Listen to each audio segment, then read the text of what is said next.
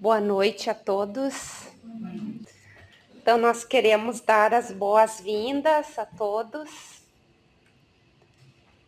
E vamos dar início, então, com a nossa prece. Convidando a todos que elevem os seus pensamentos, agradecidos ao nosso Pai por estarmos aqui, nessa casa do caminho, nessa seara do nosso Mestre. O nosso Mestre, que é o Evangelho vivo, que veio à Terra para nos trazer a boa nova, que nesse instante Ele toque os nossos corações, e se estivéssemos envolvidos por aflições, medos, dores, que nesse momento recebamos do nosso Mestre, através dos benfeitores da luz, o lenitivo, a paz, a esperança, o alívio. E assim, então, nós pedimos licença ao plano espiritual para iniciar as atividades dessa noite. Que assim seja. Então, é com muita alegria que estamos aqui hoje para conversarmos um pouquinho e refletirmos sobre um tema que se chama a fé vitoriosa. Esse tema vai trazer um ângulo do ensino de Jesus que ele nos trouxe lá na época em que ele aqui esteve, ou seja, há mais de 2000 anos, onde ele, todas as noites, quando ele estava em Cafarnaum, ele se reunia na casa de Pedro com os apóstolos e também alguns discípulos. E ali, então, eles conversavam sobre vários temas e Jesus trazia esclarecimentos. E hoje, então, nós só temos esse privilégio, vamos dizer assim, essa felicidade de chegar até nós, esses ensinos, depois de tanto tempo, só mesmo pelas bênçãos da mediunidade e pelas mãos abençoadas de Chico Xavier, que psicografou então esse livro, cujo espírito que trouxe as mensagens é o espírito Neio Lúcio, que é um íntimo amigo do espírito Emmanuel, o mentor que foi de Chico Xavier aqui na Terra. Então, esse espírito, ele trouxe já várias contribuições na área infantil, livros infantis, mas ele se determinou, então, de nos trazer esses momentos vividos dos apóstolos junto ao Mestre e alguns ensinos. Aqui vai constar o primeiro culto cristão no lar, que hoje nós chamamos de Evangelho no Lar, que foi feito a primeira vez na casa de Pedro, entre outros ensinos. E o nosso hoje, então, a nossa conversa, o nosso estudo vai dar sobre a fé vitoriosa, né? Então, foi um momento em que um dos apóstolos, André, estava um tanto bravo com os fariseus, porque os fariseus, eles opunham com muita veemência contra os ensinos, eles se opunham contra os ensinos de Jesus, eles não aceitavam. E André, então, estava assim muito bravo com isso e queria tomar uma atitude, queria que houvesse uma organização dos apóstolos para ir contra os fariseus, para que eles aceitassem. E Jesus, que calmamente ouvia essa conversação deles, Jesus, então, com a sua amorosidade, vos contou uma história naquele momento, para que dali eles conseguissem tirar uma compreensão, né, onde Jesus disse que havia necessidade de todas as religiões, as mentalidades religiosas se aproximarem através do amor. E ali, então, ele trouxe uma pequena história, mas de muita profundidade, onde ele contou em épocas remotas, onde ainda imperava a fé selvagem, 3 homens primitivos que habitavam com as suas famílias uma ampla floresta. Ali, então, eles se aproximaram e por um bom tempo eles tiveram um convívio muito fraterno. Entretanto, depois de um tempo, eles começaram a conversar, a discutir sobre a natureza do Criador. E então, cada um deles tinha o seu ponto de vista. Então, eram pessoas que realmente tinham fé, acreditavam no Criador, na existência de Deus, mas cada um tinha o seu ponto de vista. Um deles, então, acreditava, supunha que Deus morava, né, que Deus vivia no vento. O outro, que Deus vivia no trovão. E o terceiro, que Deus morava no sol. E ali, eles, com esses pensamentos arraigados, eles não cederam. E ficou a situação tão complicada que eles começaram a discutir e partiram para um conflito muito grave. E cada um deles se armou. Um deles, então, se armou de pedras, de uma vastidão de pedras próxima à sua moradia. O outro de vários pedaços de árvores, calhaus, de madeira. E o outro de pedaços de minério, de quantidade grande de restos de minério. E ali, então, eles começaram a guerrear. Mas ambos pediam a proteção divina para suas famílias, porque acreditavam que realmente o Criador morava naquele lugar que eles pensavam, cada um com a sua opinião.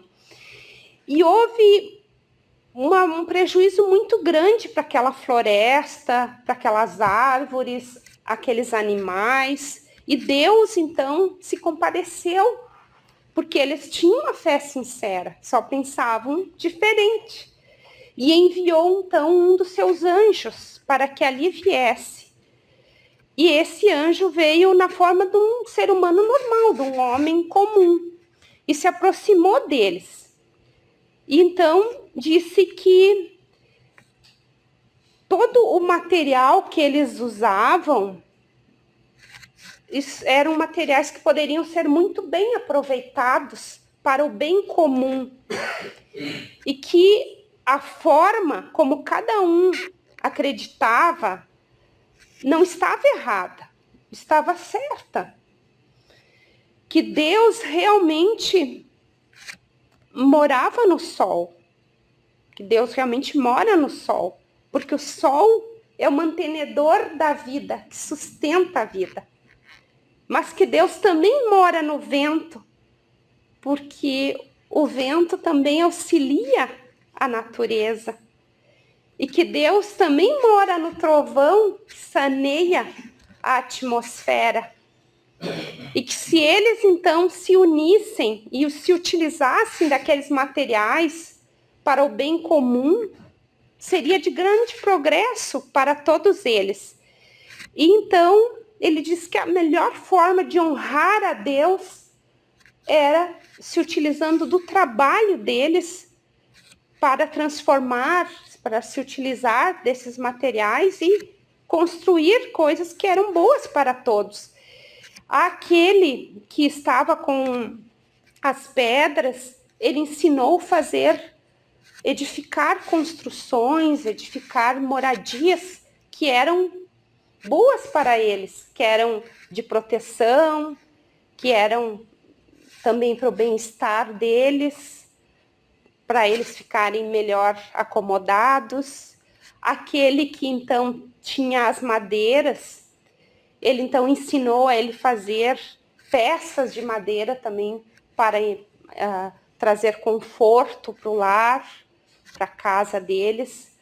E aquele então que tinha os minérios, ele ensinou a ele fazer utensílios para que ele pudesse usar na plantação da terra, na sementeira. E assim esses homens começaram a trabalhar e nunca mais se desentenderam.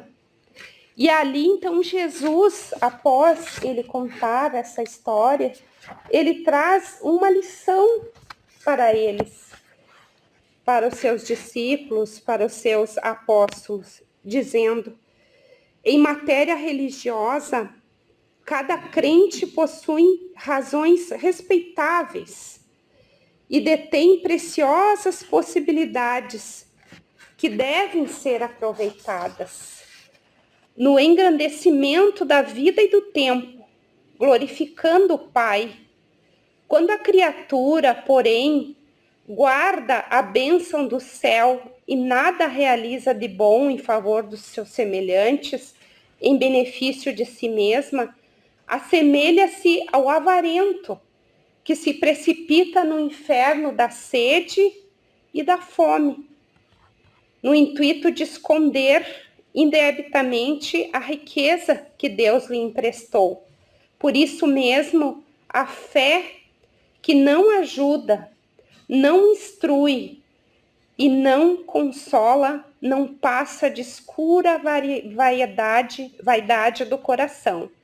Pesado silêncio desceu sobre todos e André abaixou os olhos tímidos para melhor fixar a mensagem de luz.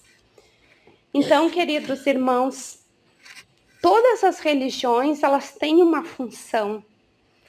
Às vezes os caminhos são diferentes, mas todas elas que buscam o bem, elas são importantes e têm o seu papel aqui na Terra. Porque nem todos nós já temos condição, às vezes, de compreender os ensinos do Espiritismo, né? Às vezes parece difícil para algumas pessoas compreender a reencarnação, né? A vida após a morte, porque nós viemos, às vezes, de doutrinas, até de outras vidas, de religiões que nós acreditávamos em coisas diferentes, né? Em céu, inferno, purgatório, formas variadas. Isso falando das religiões cristãs, porque tem outras que não são cristãs.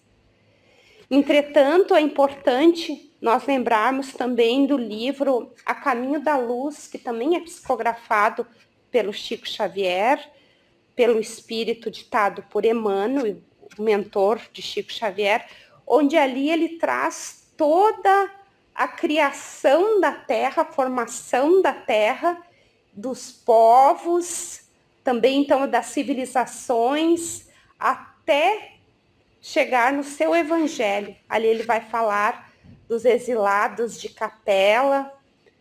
Então ali nós vamos ter ideia de como aconteceu desde o início a formação da Terra, Jesus como governador da Terra, e que ele enviou vários emissários para trazer o conhecimento espiritual.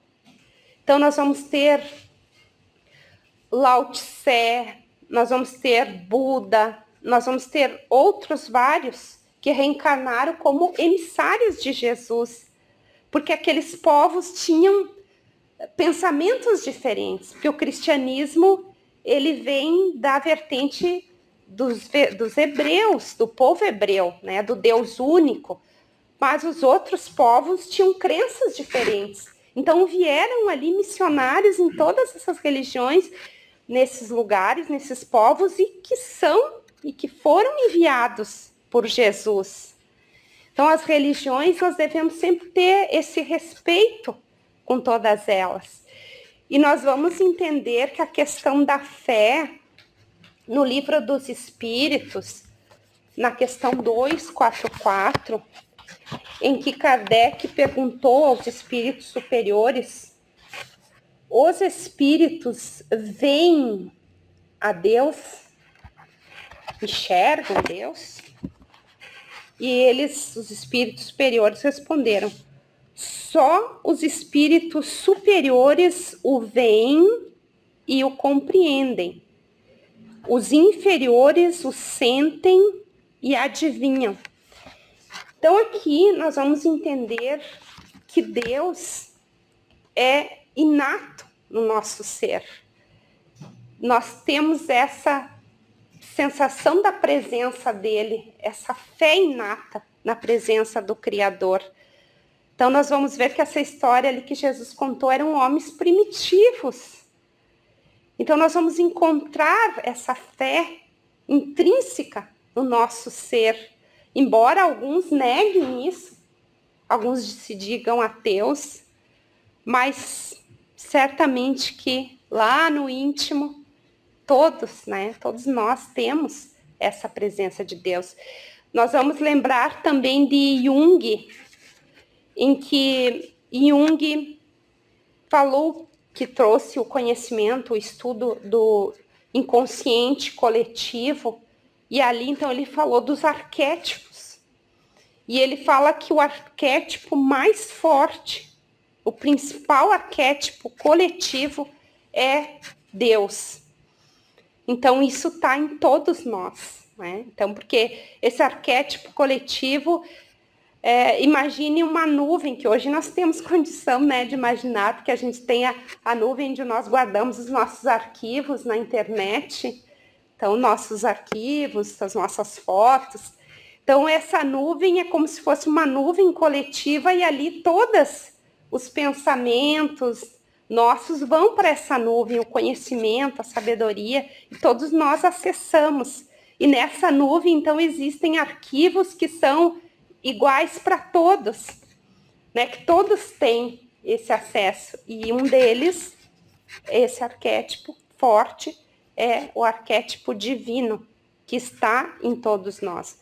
Então, as religiões, elas têm essa capacidade, né, elas têm essa função de despertar essa fé em nós, para que a gente consiga ir se aproximando mais de Deus, compreendendo mais Deus. É como se nós estivéssemos gravitando ao redor de Deus, e com a religião ela vai nos ajudando a ampliar mais o nosso pensamento, a nossa visão, e nós vamos nos aproximando cada vez mais de Deus. No livro O Nosso Lar, de Chico Xavier, também, só que psicografado pelo espírito André Luiz, o espírito Emmanuel, como ele era o mentor do Chico Xavier, então esses espíritos que vinham psicografar por intermédio do Chico sempre tinham que ter a anuência, né, a permissão de Emmanuel, assim como os que vinham psicografar através do Divaldo tinham que ter também a anuência da Joana de Ângeles, porque é o mentor, né, deles, principal, como se fosse o anjo da guarda deles. E aqui, então, o Emmanuel faz o prefácio dessa obra, de todas as obras do André Luiz, né, e essa aqui é a primeira. Então, aqui, onde André Luiz, para quem não conhece, eu acho difícil que ninguém conheça em função dos filmes, né? Nosso Lar, que foi tão significativo para o movimento espírita, para o conhecimento, então, né, da doutrina espírita. E aqui é o primeiro livro da série, são 13 livros, que é a vida no mundo espiritual, onde ele relata, então, as suas experiências do mundo espiritual com conosco aqui na Terra também, né? E aqui Emmanuel diz: guarde a experiência dele, de André Luiz, no livro da alma.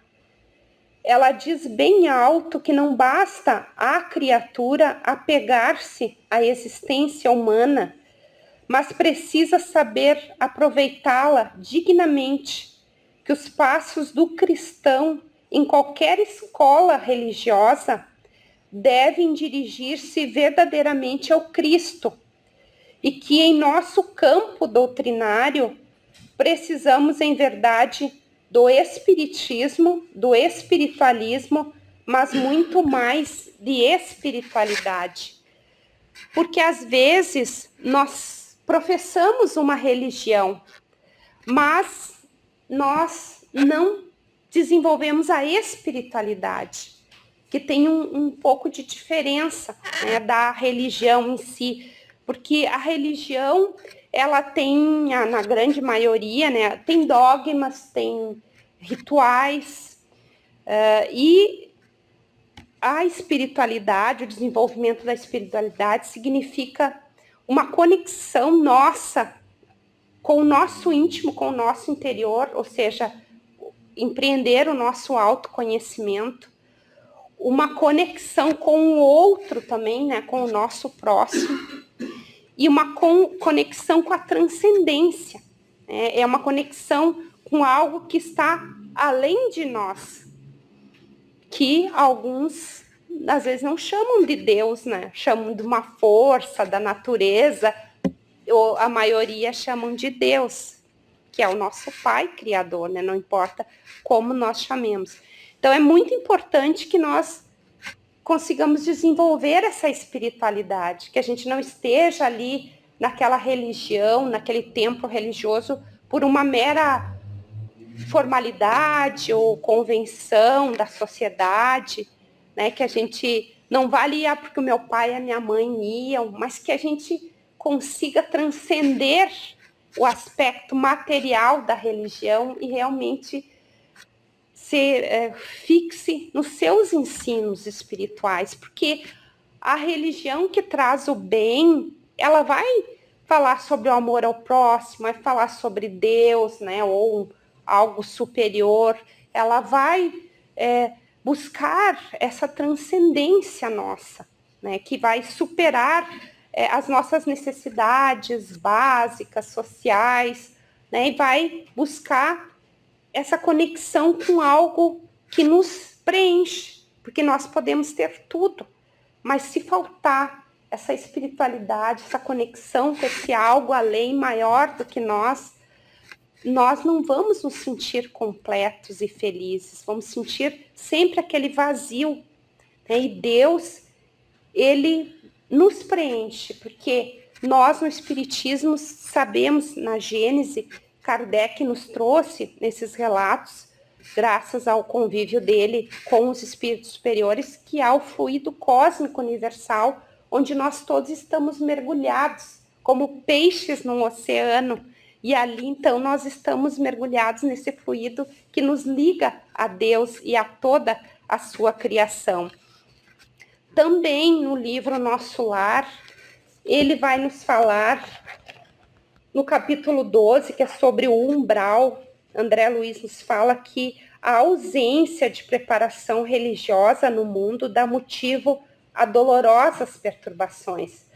Porque a pessoa materialista, ou a pessoa que não tem a religiosidade, a espiritualidade, ou mesmo que seja uma religião, uma fé, que ela professe uma fé, quando ela desencarna, ela chega no mundo espiritual, é muito mais difícil do que um que já tem esse conhecimento e, sobretudo, que tem essa vivência, né? Porque, por exemplo, se eu quero ir num determinado país ou numa outra cidade, eu vou necessitar conhecer antes, eu vou pesquisar sobre aquela cidade, né? Vou pegar o mapa da cidade, vou pesquisar na internet, vou conhecer aquela cidade, porque daí quando eu chegar lá, aquilo vai ser muito familiar para mim já. Eu vou saber, tem esses pontos turísticos, é uma cidade perigosa, não é? Como é que eu tenho que andar lá, se eu tenho que me cuidar, como é que eu tenho que proceder, como é que é a alimentação daquele lugar. Então eu vou me apropriar disso, isso vai facilitar muito quando eu chegar lá. Isso é o conhecimento intelectual da vida após a morte. Agora, daí a vivência nossa aqui, moral, as nossas obras, o que eu fiz de bem, o amor, a compaixão, a caridade, tudo isso que eu fiz é a minha bagagem moral que eu vou levar para o plano espiritual, que é mais importante do que até o conhecimento, né? Embora nós sabemos que temos que desenvolver a intelectualidade e a moral, mas a moral pesa mais, porque mesmo que eu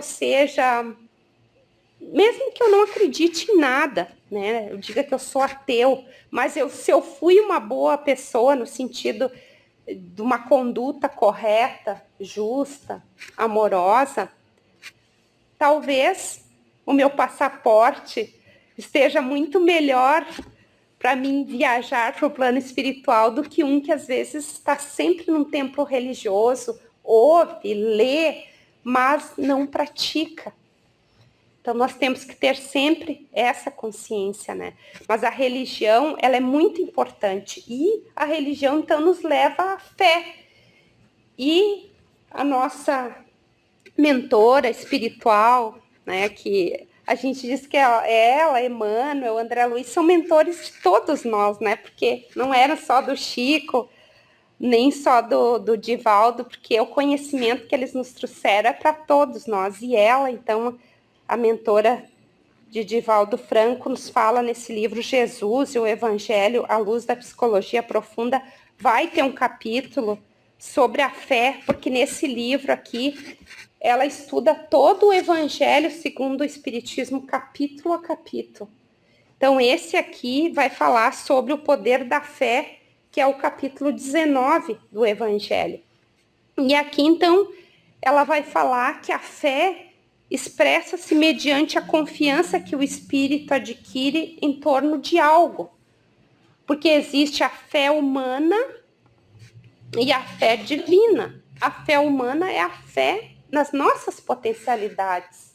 Nós temos que ter fé em nós próprios. Porque aquele que tem fé também nas suas capacidades, ele vai muito além do que aquele que não confia em si próprio, né? Que acha que não vai conseguir o que pretende, porque por algum motivo, por não confiar nas suas capacidades, né? Nem ter fé em si próprio. E a fé humana é a fé no divino, a fé em Deus, que sempre está próximo a nós, nos sustentando nas nossas dificuldades, e que a gente possa enxergar também as dificuldades, a dor, como uma experiência, como uma oportunidade de crescimento, né? E não como Deus deixou que isso me acontecesse, Deus me abandonou. Não, é uma lição que eu às vezes preciso passar para o meu progresso, para a minha evolução. E às vezes uma lição que eu quis vir junto com o outro, que teria que passar essa dificuldade, esse ensino, essa aprovação, e eu vim para apoiar.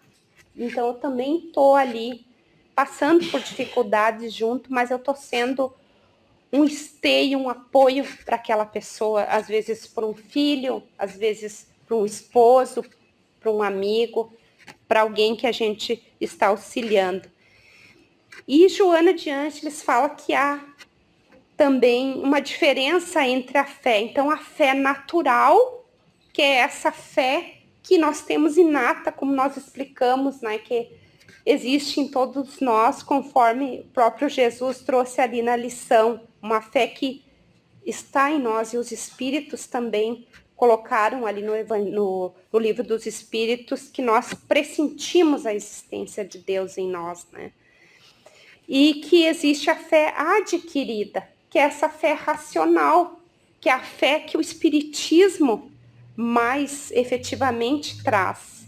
Por quê? Porque é uma fé que explica, que tem a anuência da razão. Então, não, a reencarnação, eu não acredito na reencarnação porque está lá no livro espírita. Eu acredito na reencarnação, eu tenho certeza que a reencarnação existe, porque os acontecimentos da vida nos trazem a essa dedução, os pesquisadores que nos trazem também, pessoas que têm experiências, né, que trazem lembranças de outras vidas. Então, tem vários pesquisadores aí que trouxeram comprovação científica de pessoas que lembram das vidas passadas, que foram lá, que desencarnaram jovens ainda e já reencarnaram, que o esposo estava vivo, que ela sabia onde é que estava uma joia que ela tinha guardado quando encarnada lá naquela época, naquele lugar. Então, várias situações, né, nós temos que comprova isso. E então é uma fé racional que nos faz compreender. Né? Então, essa é uma fé inabalável, porque às vezes uma fé cega, nós podemos nos decepcionar com essa fé cega. Né? Porque, por exemplo, como o próprio André Luiz colocou ali, que quando ele chegou lá, que Lísias, que é um espírito que foi um grande amigo dele, que o recebeu no nosso lar. Então, Lísias era um enfermeiro e acompanhou ele e trouxe muitos conhecimentos para ele. Explicou sobre o umbral. E o André Luiz disse, nossa, eu nunca tinha ouvido falar em umbral, porque ele só conhecia o conceito de céu, inferno, purgatório. Então, para ele foi uma surpresa. Né? Então, tem coisas, às vezes, que realmente a fé dogmática, ela tem aqueles dogmas, né? Mas o espiritismo vai nos trazer comprovação através da mediunidade. Quantos livros tem, né, das psicografias, e que são médiuns idôneos, porque as pessoas podem não gostar ou não acreditar na reencarnação, no espiritismo, mas elas sempre admiram o Chico Xavier, né? A obra do Chico Xavier, principalmente, mas de Divaldo também, entre outros, que fazem tanta caridade, né? Então, que trouxeram conhecimentos, relatos, que não tem como, quando nós começamos a estudar, principalmente o Livro dos Espíritos, não tem como nós duvidar. A nossa razão aceita aquilo como verdade. Não é uma fantasia, é algo que nós podemos também, com a observação da nossa vida, constatar que aquilo realmente é verdadeiro. Então, é essa fé raciocinada, essa fé que nós adquirimos com as nossas experiências, com as nossas vivências, né? E, claro, que com a nossa boa vontade também de querer entender. Porque se a gente se fechar, se eu disser, não, eu quero ficar só nessa sala aqui, eu vou ficar só aqui. Mas se eu quero expandir, eu vou abrir novas possibilidades para compreender, né? E como Jesus disse, ele não veio combater a lei, né? Ele veio complementar, e o Espiritismo vem trazer à luz os ensinos de Jesus. Então, é a terceira revelação, o Consolador prometido, que trouxe explicações que ele, na época, não poderia dar, porque as pessoas não entenderiam, devido à evolução nossa, né? Que éramos nós que estávamos lá naquelas épocas. E Joana de Ângeles fala também que existe a fé que procede das vivências transatas, das vidas passadas.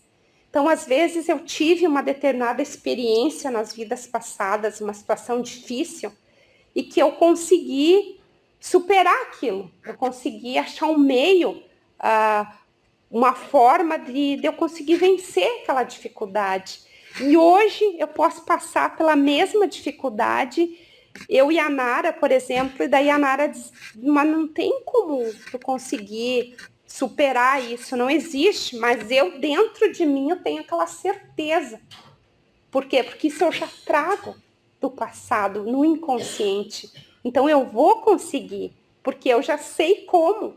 Só que eu conscientemente não sei, mas eu vou conseguir porque eu tenho essa confiança que eu vou. Então, às vezes, é uma coisa que parece que não tem razão de ser, não tem como eu vencer aquilo, eu consigo e tenho aquela confiança que vou melhorar, que vou conseguir. Às vezes, quantas pessoas com doenças que elas conseguem graças a essa certeza que elas têm, que elas já trazem do passado, talvez já da sua programação reencarnatória. Então, meus amigos, para finalizar, então a fé, ela deve sempre apoiar-se na razão, né, que perquire no discernimento que estabelece as diretrizes comportamentais, a fim de que não se expresse de maneira cega, levando ao delírio do absurdo ou à ingenuidade do período infantil. A fé, ela amadurece através da conduta que propõe, coroando-se de segurança pelos resultados colhidos nos empreendimentos encetados. O homem de fé, ele reconhece o limite das próprias forças e não se aventura em empresas que lhe podem comprometer a resistência, levando à falência moral. Por isso, há um limite entre a fé e a ação, que deve ser tido em conta quando da tomada de decisão ante o que fazer ou deixar de realizá-lo. Então, às vezes, a gente tem que também ver e conhecer os nossos limites. Não adianta, às vezes, eu querer fazer uma coisa que eu vou prejudicar o meu corpo, que eu vou adoecer, que eu não tenho condições. Então, eu posso tentar, mas eu tenho um limite. Então, eu tenho que ter justamente a razão para pôr esse limite, né? Até onde eu posso ir, porque o meu corpo é uma máquina, né? Então, uma máquina viva e muito delicada, que eu preciso ter um cuidado com ela, não posso exagerar também. Então, a razão pode, a emoção pode querer muita coisa, mas a razão tem que frear. Então, a nossa fé tem que ser uma fé equilibrada, racional. E para terminar, então, só um pedacinho aqui do livro Boa Nova, de Francisco Cândido Xavier, por outro espírito, que é Humberto de Campos, em que Jesus também traz uma lição também falando sobre a fé, e que aqui, então, ele no capítulo 28, que se intitula O Bom Ladrão, ele fala: a fé pertence sobretudo aos que trabalham e confiam.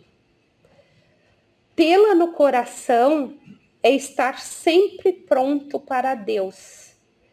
Não importam a saúde ou a enfermidade do corpo. Não tem significação os infortúnios ou os sucessos felizes da vida material. A alma fiel trabalha confiante nos desígnios do Pai, que pode dar os bens, retirá-los e restituí-los em tempo oportuno. E caminha sempre com serenidade e amor por todas as sendas pelas quais a mão generosa do Senhor a queira conduzir. E assim, então, nós convidamos os nossos irmãos para novamente elevarem os seus pensamentos e que o nosso Mestre, que através dos benfeitores da luz, esparge sobre nós as suas bênçãos de saúde, de paz, nos assistindo nos momentos difíceis, nos sustentando, às vezes nos carregando. Querido Mestre, que possamos sair daqui com a nossa fé renovada, por mais que estejamos passando por dificuldades acerbas e parecem intransponíveis, jamais o são, porque o Senhor nos disse que não há fardos mais pesados do que possamos carregar, que possamos ter a compreensão daquilo que passamos, para não agasalharmos nem a revolta, nem o desespero. que tenhamos sempre a fé inabalável no vosso amor, na vossa paternidade divina. Que assim seja. Que assim seja.